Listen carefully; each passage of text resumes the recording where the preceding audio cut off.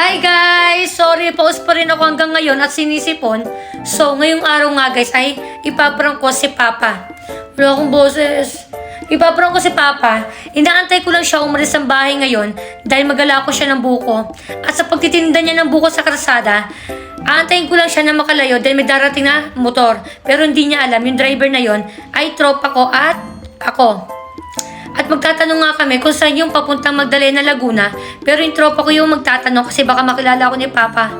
At kunwari din guys na gusto namin uminom ng buko pero wala kami pambayad dahil nahulugan nga kami ng wallet. Doon ko nga masusubukan guys kung gaano ba kabait si Papa. At kapag binigyan kami ng buko, bibigyan ko siya ng 5,000 pesos. Kasi si Papa guys, hindi yan marunong umasa sa tulong ng iba. Hindi nga nahingi ng pera sa amin niya. Kukusain pa namin yan bago yan magkaroon ng pera. Basta tara guys, samahan niyo kami. At ito na nga guys, nakaalis na si Papa. Inaantay ko na lang siya na makalayo-layo bago ko tawagan yung tropa ko para hindi kami agad makita ni Papa. Habang nag-aantay nga ako guys, nag-jacket na muna ako, face mask, helmet, shades at gloves para hindi agad ako makilala ni Papa. At tumiram nga lang ako ng helmet na black para hindi agad makilala ni Papa. At tara guys, samahan niyo na ako. Ayan guys, naririnig ko na yung motor ng tropa ko. Ayan nga pala si Lawrence Arsenal. Buti na lang pumayag siya na matulungan ako dito sa plano ko. At kinakabahan nga ako guys kung magiging successful ba itong prank na gagawin namin kay Papa. At nandito na nga kami guys sa kanto ng Barangay San Francisco. Nag-aantay pa kami ng tropa ko ng timing na wala masyadong tao para hindi kami ma-distract mamaya. Kalipas nga ng ilang minuto, lalapitan na rin namin si Papa.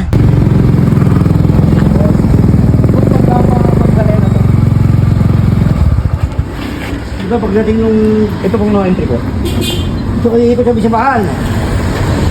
Pagdating ng dulo, kakana ka riyan. Pagdating sa bisabahan, kaliwa. Pangalawang kanto. Kakaliwa ka rin.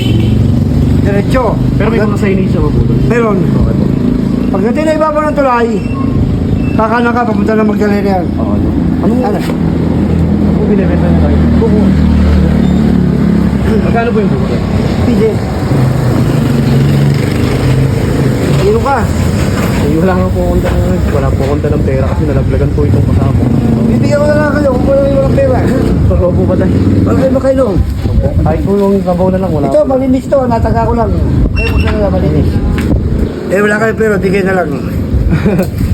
Thank you po tayo. Sige, wala problema. Baka kayo. Kasi sana po kayo Wala kasi problema. galing pa po kami sa Okay. Lokban. Nalaglag ka pera nito. Ay, damo ko na. Eh, yun nga po. Kaya nga buti po, malapit na rin po pala dito ang ano. Di doon, di. Kasi bawal dyan eh. Kakana ka dyan. Ay, pagdadamutan ko na to. Oh, wala problema. Tayo ko rin yan. Thank you po ha. Pagdating na siyang baha, kakaliwa ka. Ha? Kaliwa, sunod kanan. Pangalawang kanto. Kakaliwa ka naman. Ako ko ng tulay. Kakakanan ka ha. Ilan? Dalawa. Malaban. Bawa ka. Okay na yung isa o... Ay, mayroon pala akong ano. Huwag na. Ano yan? Tempered niya. Huwag na. Ay, salamat kayo. Hindi, salamat.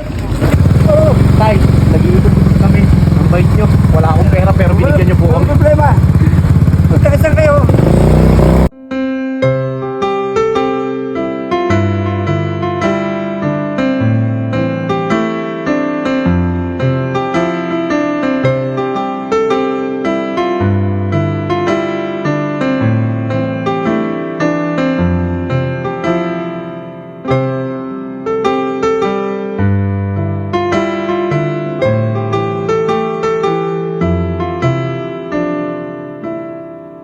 Ito na nga guys, umuwi agad ako ng bahay at thank you Lord sa wakas naging successful din yung ginawa namin. Hindi ko talaga mapigilang umiyak, sobrang natouch ako. Hindi ko in-expect yung mga sinabi ni Papa. Napatunayan ko na naman sa sarili ko kung gaano kami kaswerte sa Papa namin. Palagi ako nagpapasalamat sa Panginoon. Binigyan ako ng tatay na may mabuting puso. Kahit hindi kami mayaman, pinalaki kaming hindi madamot sa kapwa. At ayun lang for today guys. Sana may natutunan po kayo. See you sa next vlog.